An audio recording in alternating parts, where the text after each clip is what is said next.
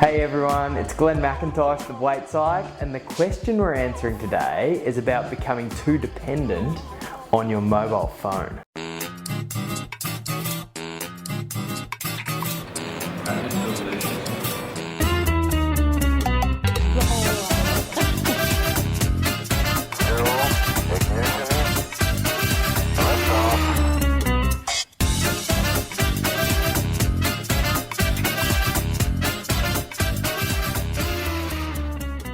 So guys, welcome to Thursday Therapy, and thank you for all your feedback from the last Thursday Therapy where I asked you what you wanted. So what did we come up with? Firstly, you said that the session length was about the right time. I had wondered whether I was boring you, but it appears that I'm not boring you for now, so that's really good. What else? You wanted some health professionals questions kept in. People actually really liked the health professionals questions. Some people said I'd like to see more of them, so we're going to try and get more of them. So if you are a health professional, please ask us a question, and what I'll try to do is probably like alternate like a normal person and a health professional one for one.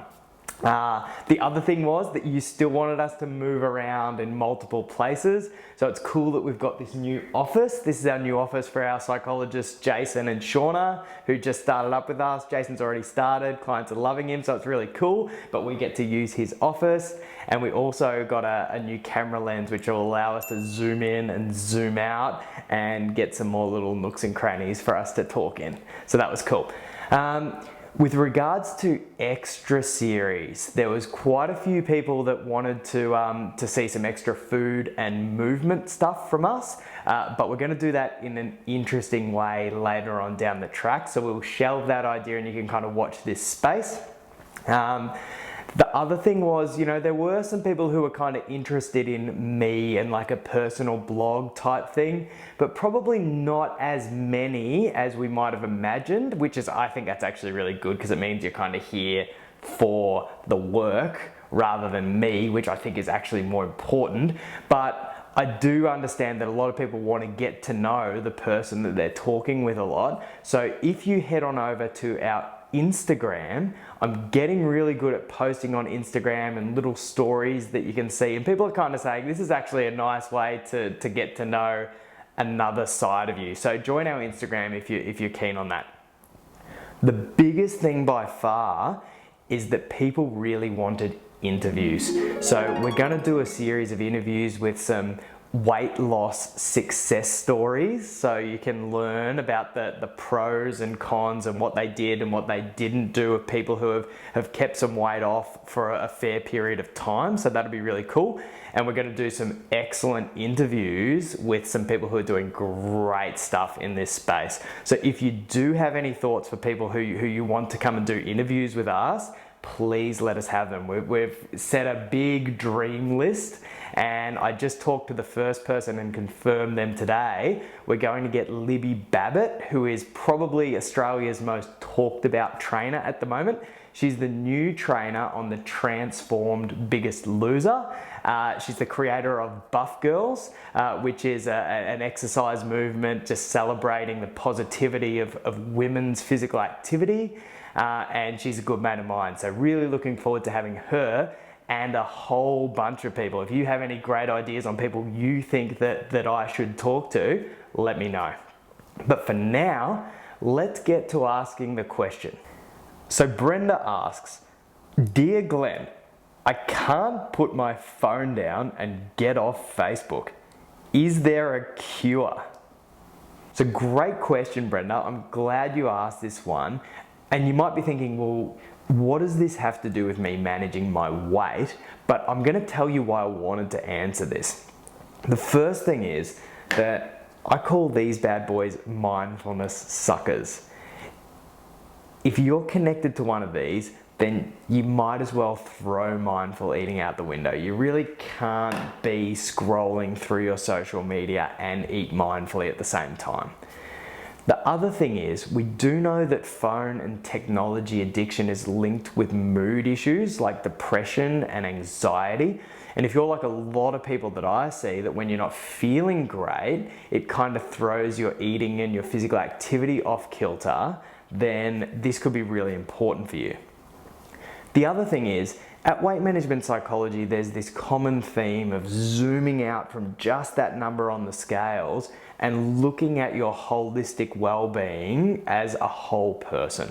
So even if this really doesn't have that much to do with your size or your weight or your shape, it could be something that's just really great to look at anyway. All of that said, let's get to answering your question, Brenda. The first thing I want to talk to you about is the way you view your mobile phone use.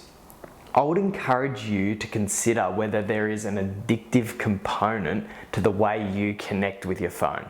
Now, I'm not saying you're necessarily addicted clinically, but for a lot of people, you have what we might call a subclinical addiction. It might not reach that level where it's affecting your life for us to call it a mental health disorder, but at the same time, it really is affecting your general day-to-day well-being.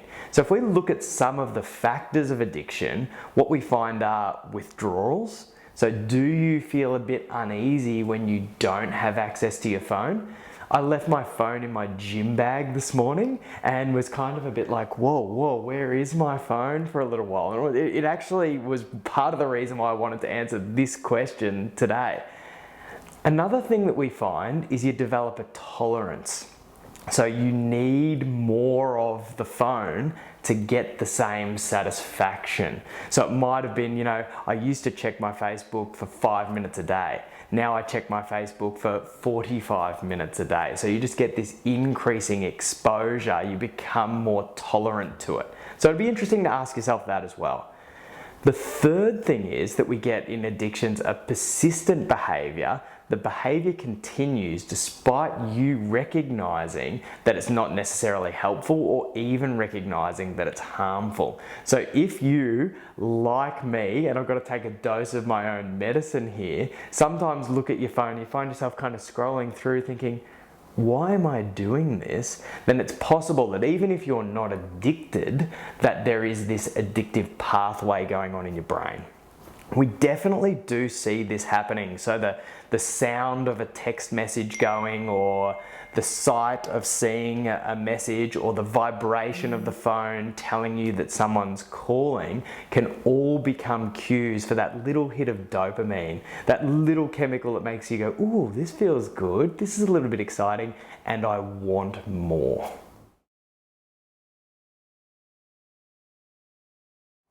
So if you feel like you are addicted to your mobile phone, you may want to get extra support. There are psychologists and support groups available that can help you with this.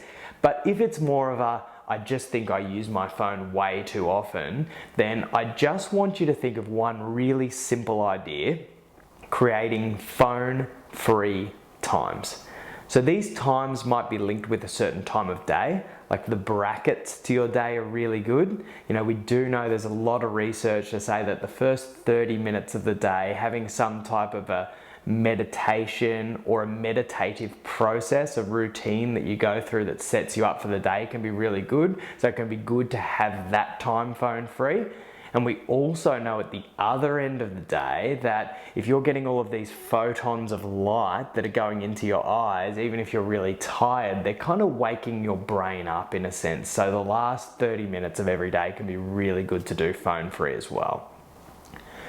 You might like to link it to some type of a situation or an event in your life. So for example, I've been doing this myself for the past probably 6 to 8 weeks or so. And I'm really enjoying the benefits, although I'll be honest, I'm not quite there yet. But what I'm really enjoying is creating a movie time. as a phone-free time. So I'm not watching the movie and doing this. And I've really enjoyed that. It actually means that I'm thoroughly enjoying the movie and getting really engaged in that. That's really important too for people who do a lot of emotional eating. If you're doing bored eating while you're watching the TV, I would always say to my client, watch something that really engages your brain. It's very hard to get really engaged while you're looking at 2 or 3 things at the same time. I really enjoy doing it while I walk as well. For me, I'll be honest, walking by myself without a phone is really very hard to do. I like to take my phone and listen to music, but what I'm doing is whenever I'm walking with someone, I'll just leave my phone at home, and it really does help me be out there in the moment. And I've got to say, I notice a lot of things that I probably wouldn't notice otherwise. So you can link it to any type of event, and of course, a big one for us is going to be while you're eating. So guys, I hope this is helpful for you, and I wanted to give you one last tip before we finish up, is that it might sound a bit pessimistic, but I've found this personally very helpful, and a lot of my clients find it helpful, is to not trust yourself at the start. And what I mean by that is, rather than set yourself up for a potential failure and say, I'm going to have the phone with me, I just won't check it.